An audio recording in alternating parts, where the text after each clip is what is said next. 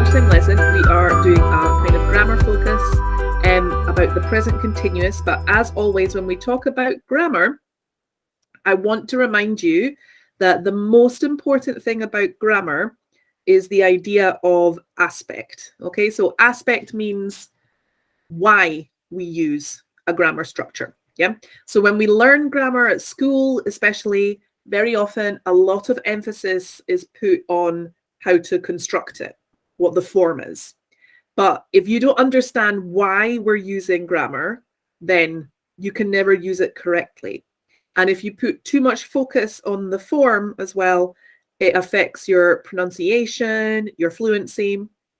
And also, we have a very narrow idea of what English grammar is like. Yeah. So it's really important that you think of why we need to use it. Okay. And what is that structure telling us about the language and the purpose of the language? Okay. So do you guys remember how many tenses we actually have in English? Does anyone remember the number? I've talked about it before in some other classes. Yeah, Manushka's saying 3. So technically it's 2. Some people do say 3 because they count the progressive as a tense. I don't really. So the definition of a grammar tense is that a word can change independently and you don't need any other words to put into a different time, right? So the 2 tenses we actually have in English are the present simple, because the third person S changes the verb, and the past simple, because we have that ed ending or the irregular verbs. Okay. Everything else in English needs an auxiliary to express it. Yeah.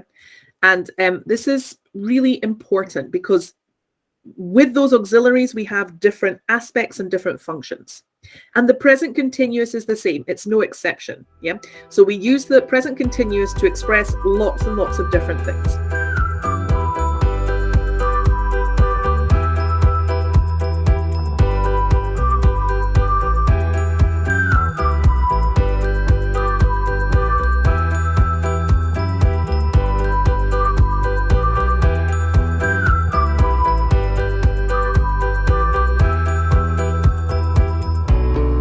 What do you guys think is the most common aspect associated with the present continuous? If I ask you, why do we use the present continuous? What do you think of? What's the first thing you learn at school in your grammar books for the present continuous? Type it in the chat box for me.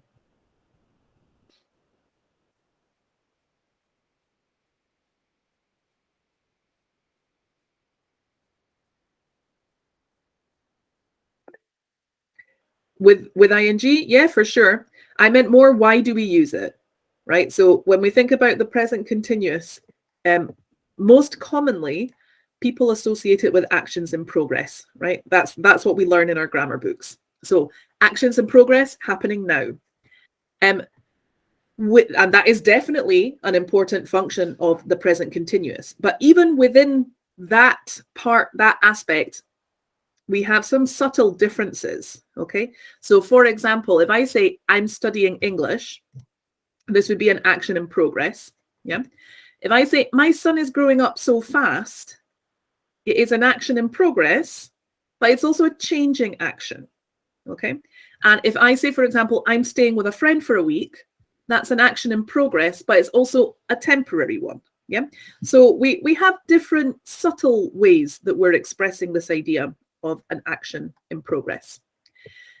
When we use the present continuous in this way to express an action in progress, you can very often see these time words used with it. For example, at the moment, right now, at this point in time, currently, and today.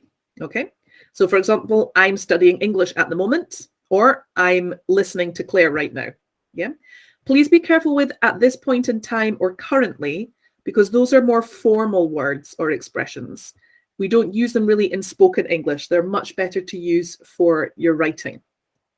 Okay, so we use the present continuous to talk about actions in progress, but we definitely don't limit it to that. Yeah. So have a look at these sentences and tell me what they are expressing, because they're not expressing an action in progress.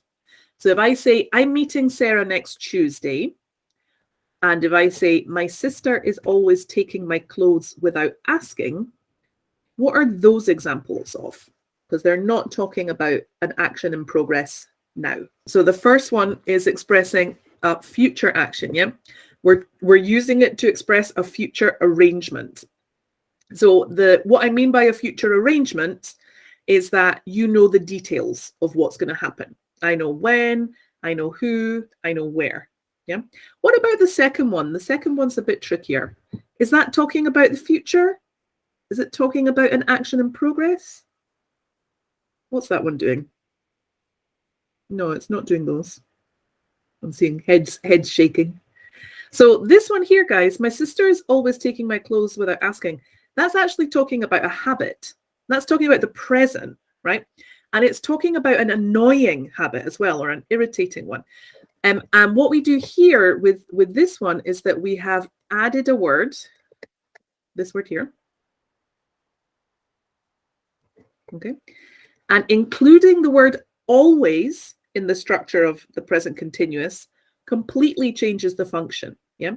So that's not an action in progress, it's an action that happens regularly, and it's one that kind of annoys you a bit, yeah?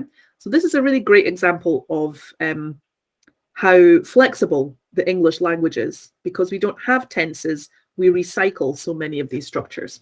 Okay. Moving on. Sorry, guys. Okay, so this idea of using the present continuous to express the future in English is super common, guys. It is so common. We use it all the time when we're speaking. A mistake that I hear people make very often is they use will when they talk about the future when describing plans. And we don't actually use will that way in English. This is the structure you should be using. So if I ask you what you're doing at the weekend and you know what your plan is, there you have to use the present continuous. Yeah. So I'm seeing my friends. I'm having a coffee with Manushka on Friday, which I'm very excited about. So yeah, all of these things will be related to fixed plans, and it's something that you should be producing a lot, okay, as language.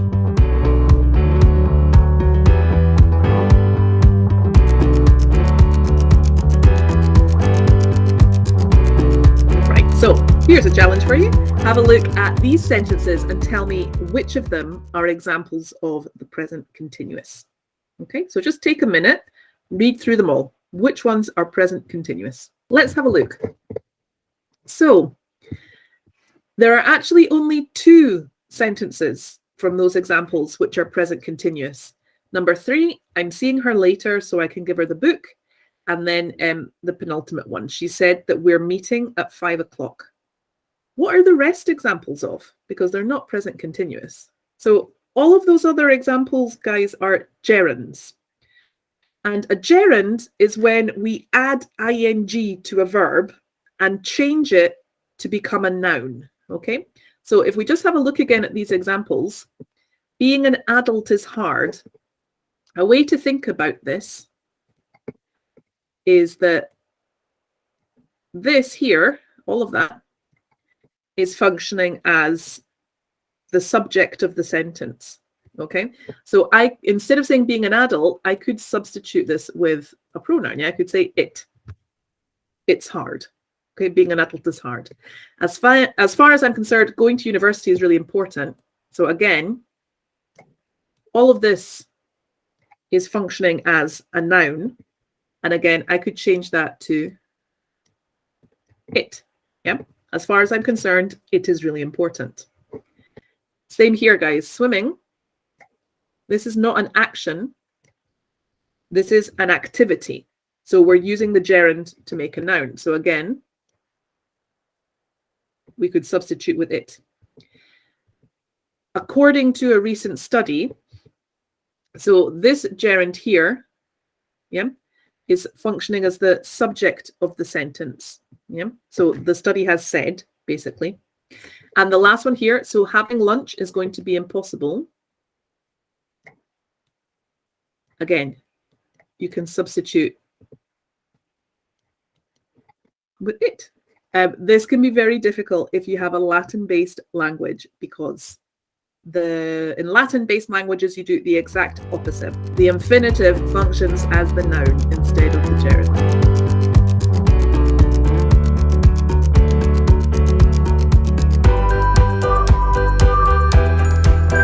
Okay, so when you see ing on a word, it doesn't automatically mean that it's the present continuous or the past continuous.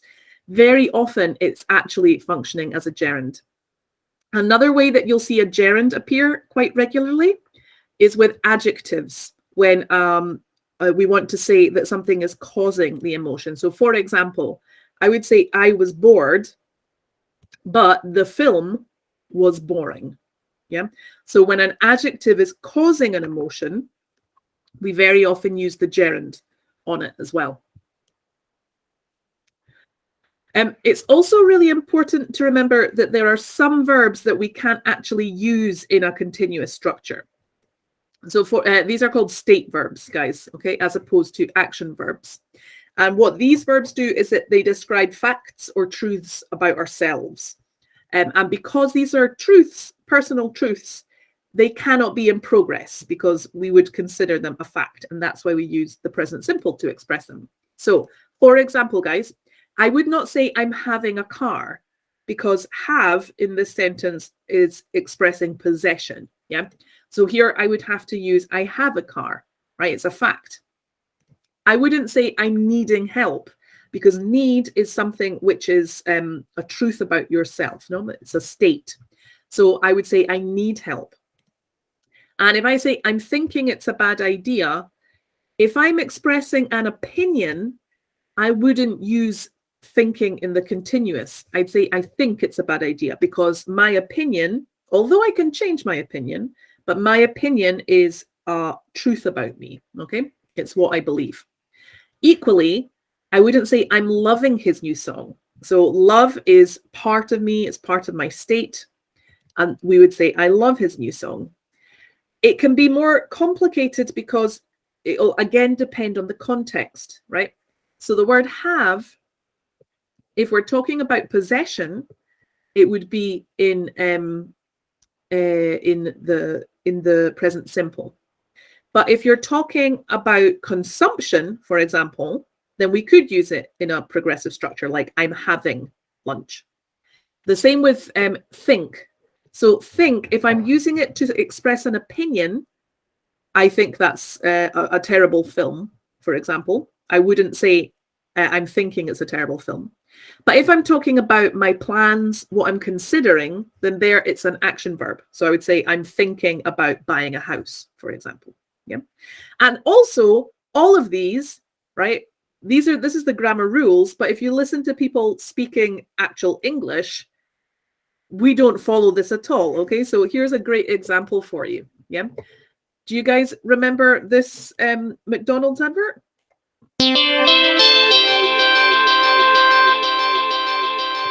Okay, so there's a great example of how in, mass culture, we use incorrect grammar. Yeah. So the McDonald's advert used I'm loving it. And that's something that we say all the time. Oh, I'm loving your new haircut. Yeah. So even though grammatically that's not correct, in real life, people are flexible with these structures and use them differently. If you're doing an exam, follow the grammar rules. If you want to have a more fluent and sort of natural English, then, say what you hear, speak what you're hearing. Okay. The other thing which is useful to remember about the present continuous is that we use it when we're describing pictures or when we're describing photos. And the reason for that is because a photo or a picture is like a moment in time. Yeah, it's frozen. It's always in progress. Okay. The reason this can be important is if you are doing English exams.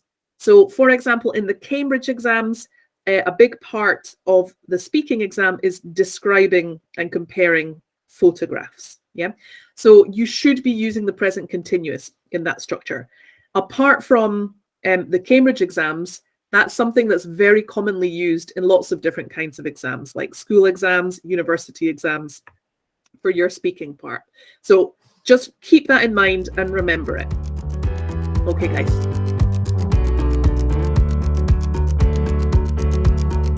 And the other thing I want to talk about before we finish is the pronunciation, right? So please remember, when you're using the present continuous, you want to contract the verb to be. So I don't say I am, I say I'm, or you're, or he's, or they're.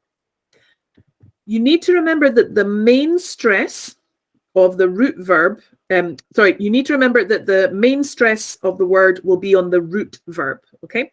So it's not the auxiliary or the gerund. I don't say I'm working, I say I'm working. So the word I really hear is that root, okay? I'm working. This will very often be a weak form with a schwa instead of saying I'm working. You also want to think of your block of sound, guys, when you're producing this. So it's not I'm working. All of that should be together. I'm working, you're working, he's working, we're working, they're working. Okay? And finally, we're just going to do a very quick revision of how you form the present continuous. But what I want you to remember, that the way you construct grammar in English is the last thing you should worry about. Yeah? Compared to a lot of other languages, constructing and forming English grammar isn't complicated. Okay? What's hard about English grammar is understanding why we use it, because we have so much flexibility with these structures and we use them in so many different ways. Yeah. So remember, if we're making a positive sentence, we have our subject with the verb to be and the verb and gerund. So for example, you're running, she's cooking, they're reading. Your spelling rules, guys, if you have a word which is a short vowel sound followed by a consonant, like run, okay, run, then you double the consonant and add ing, okay? If you have a short vowel sound with two consonants, then you just add ing, like read.